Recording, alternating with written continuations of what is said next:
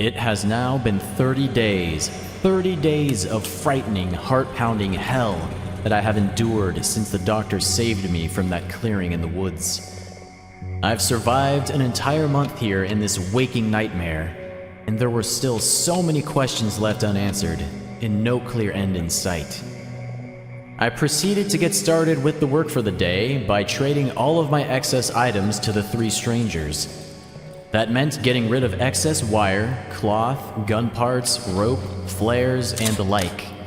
Anything that was of no immediate use to me was traded away to free up storage space for more useful items.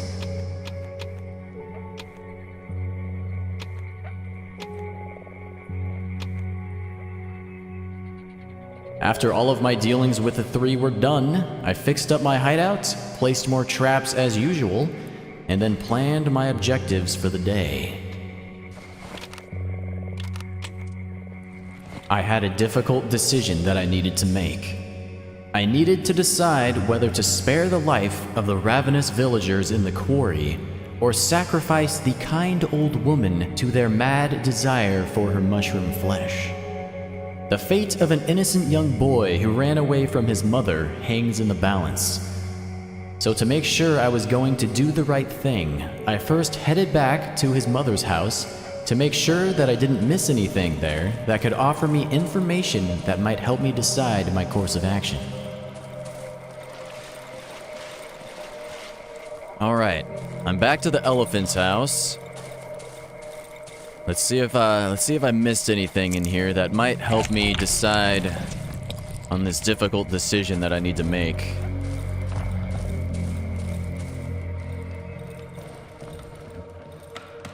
We already searched the clothes. Is there anything in the boy's depressing room? You know, it's kind of messed up that they locked him in here. He just got a metal bucket to go crap in. Oh, there's an old doormat I can fold up. Oh, there is something I missed, a small bundle of something. It's a simple map scribbled on a piece of a crumpled paper. Judging by the drawings, it was made by a child. It's very inaccurate. I will only be able to find the approximate position of the spots indicated on the map. Oh, so it looks like the little boy was hiding a map in his room from his parents, from his mom, and he circled the region with the mushroom glade. I'm going to guess that he circled that area on the map because he wanted to go to the grandma for some reason. So why did he want to go there?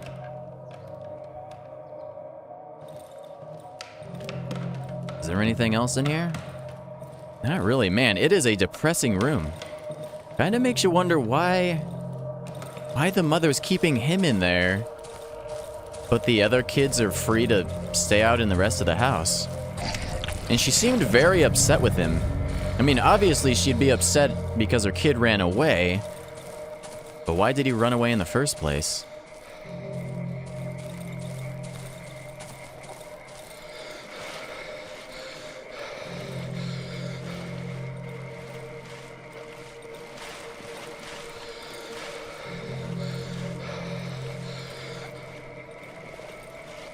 Okay, and here's that old shed where I found the dead body buried here, the corpse of the outsider, one of my people, I imagine, with the rusty wheelbarrow.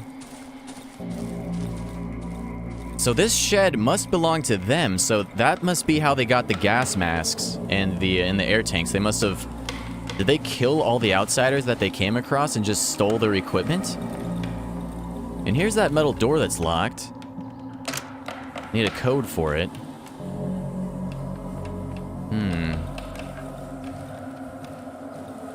After pondering the boy's decision to run away from his mother, I was again reminded of my own decision that I needed to make. I decided to then head to the quarry where the villagers reside. Along the way there, a regretful feeling grew inside me, but it was also a decisive feeling, and one that I felt I needed to make. The villagers, as far as I could tell, were doomed and had lost their minds, or at least had lost their humanity. So whether it was right or whether it was wrong, I had made up my mind. I was going to protect the old woman and the boy from them by ending their miserable lives. At least by my hand, it would be quick. Or at least, that's what I tried to tell myself to help justify my actions.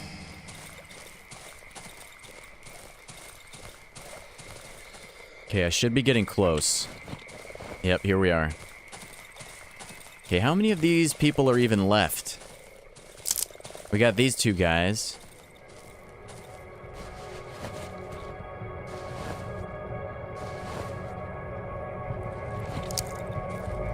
Okay, here we go. I don't want to do this. I don't want to do this. I'm sorry. It's for your own good.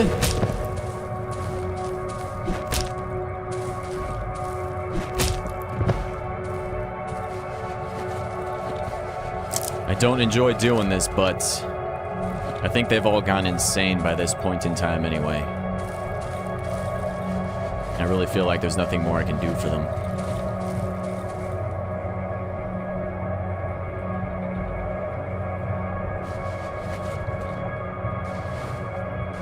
I'd be lying if I said I didn't regret killing their sow. It was a mutated abomination of whatever evil is consuming this land, but it was also the only thing keeping them alive, keeping them somewhat sane. And I took it away from them and drove them even further into madness. So I guess it's only fitting that I clean up my mistake. I think that might be all of them. Alright, well, the deed is done. The deed is done, regretfully so. Now that I've made my decision, let's go head back to Granny and tell her the good news.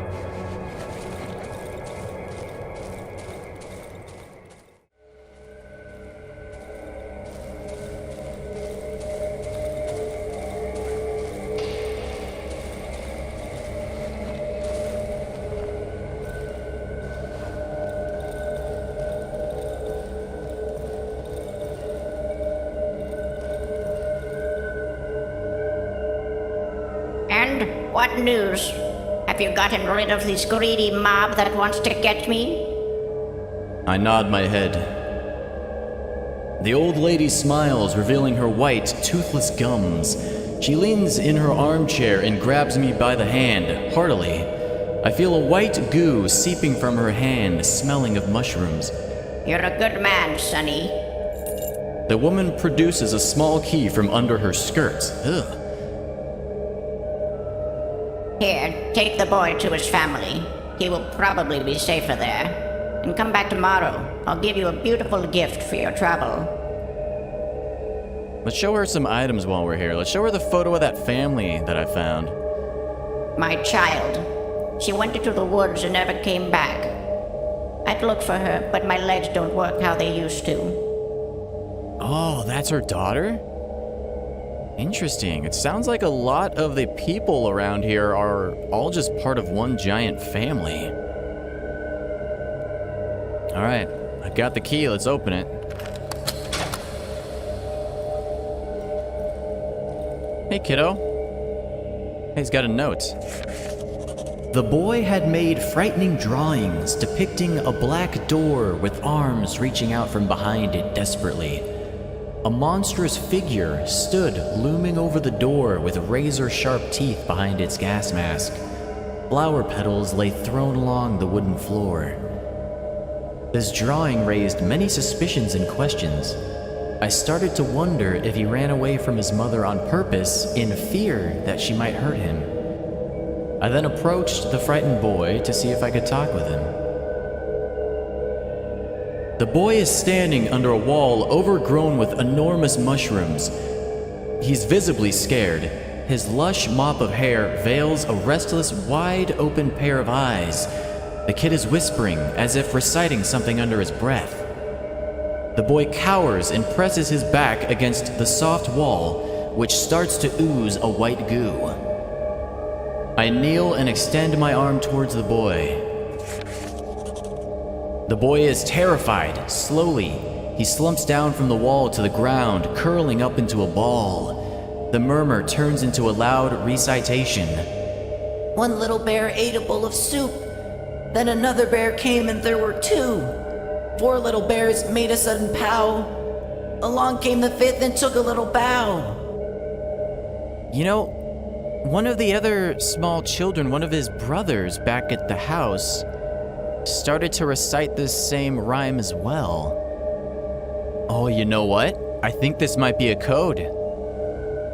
Let's go ahead and leave the boy in peace for now. With the suspicion that his rhyme was a code, I took another look at his drawings. I noticed a resemblance, mostly from the flower petals on the floor, to the locked door in the elephant's shed. Perhaps his rhyme was a code to that door, and perhaps something horrible lives or died behind it. There was only one way to find out. I then decided to leave the boy with his grandmother for now until I investigated the shed. I dare not bring the boy back to his mother if it would put him in danger.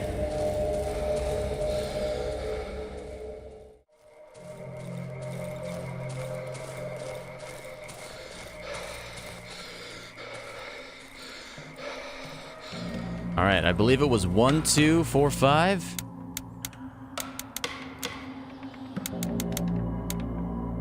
Oh, that's it? No way. The air is dreadfully rancid and stuffy. The heavy, sweet smell of the flowers mixes with the stench of rot. A buzzing black cloud of flies loomed over a decaying corpse that resembled that of a young boy, which lay in a pool of blood in a large cold metal tub in the middle of the room. It was surrounded by oxygen tanks, some of which were submerged in the blood of the young man. I decided to take one of the tanks for myself. I then noticed an old and worn journal laying on the adjacent wooden table. The pages are glued together, creating a rotting clump of paper. Looks like it was written by one of ours. One of the notes mentions a radio tower and some downward passage. It might be worth investigating. According to the notes, the radio tower is located in the southwestern edge of the swamp.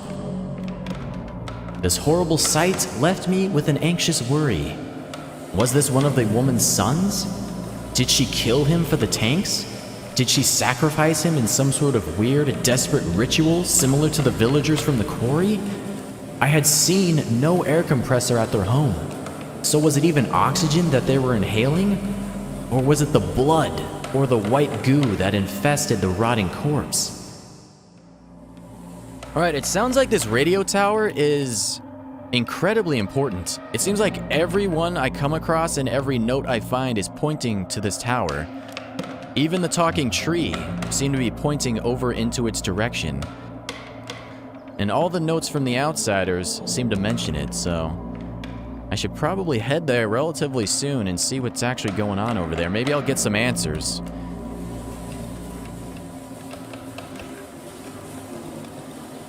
Alright, you know what? I think I'm gonna go ahead and leave the little boy with Granny for now. He might be a little bit safer there, because I'm not totally sure what his mom is up to. Or if she's even sane. Maybe she's gone insane and she's just sacrificing her children. It certainly sounded that way based on how she was speaking about her older son, who found all of the oxygen tanks and equipment. But now that I have the oxygen tank, I should be able to go and destroy the tree if I want to still.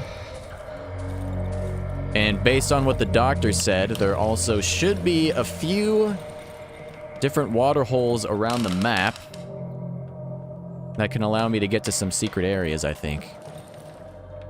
Let's see, can I talk with her anymore? Let's show her an item. A photo of the family. That was a long time ago. A long, long time ago. The woman silently hands me back the photo. Was that her in the photo? Yeah, let's take a look at the photo again.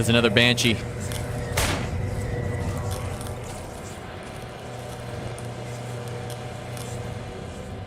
He seems to be stuck. My blockade on that opening right there seems to be working out fairly well. Let's reload my pistol.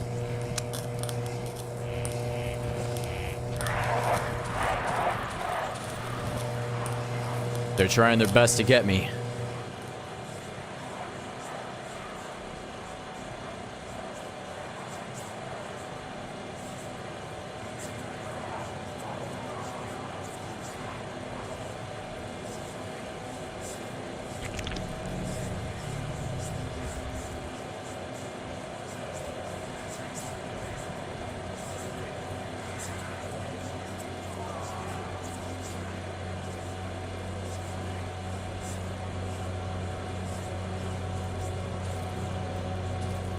I can hear the sun rising.